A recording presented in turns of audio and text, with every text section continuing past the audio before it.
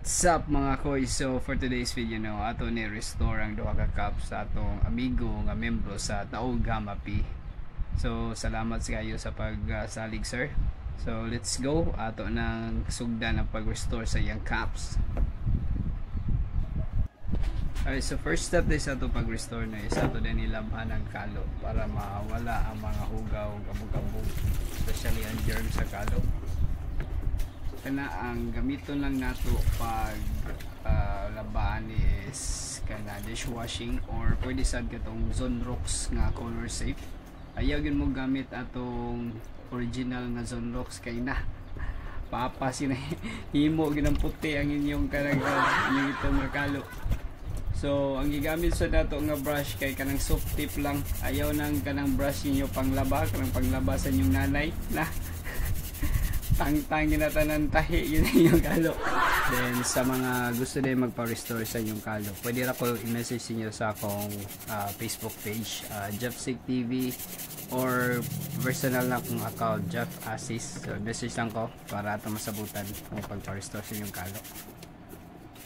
So if natingala mo ano, karon ako naka-upload baliks o video, guys, because pa ang ato din YouTube channel kay nakadawat day ko letter gikan sa YouTube nga i-demonetize sila if dili ko mag-upload o video kay murag taon-taon ako is more than 4 months or 6 months siguro ko wala ka upload o video sa YouTube. So please day ko follow sa akong YouTube channel, it's Jeffsig TV yapon. So sa page po na ako, it's Jeffsig TV, follow na ako, follow. Salamat kayo. So after na to brush ng kalo, ato nang waswasan, tanggalo na to ang mga bula-bula aron walili magputi-puti ang mga kalo sinig kauga. So after na to iwaswas ang kalo, ato nang ihayhay ang kalo para muuga. Dili lang nato ibulad sa init kay mo na makakos nga mag-fade ang color sa mong kalo. So once nga muuga na ang kalo, ato na start og paint kalo. So ang gamit din ako aning paint is fabric paint. Pwede sa to nimo gamiton ang katong tool ko katong ginagamit pag print sa t-shirt. Then nagamit sa day kong small size nga paintbrush para sa mga part nga lisod pintalan, especially kaning naay mga borda.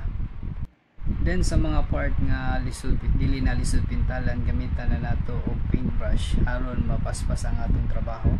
So makover nato dayon ang dako nga part sa kalo once nga gamiton na nato ang sponge.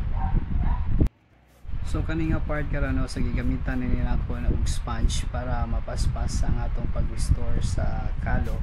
Unya para gyud pag mapaspas pa ang atong trabaho, ato ni fast forward ang video para paspas gyud kayo.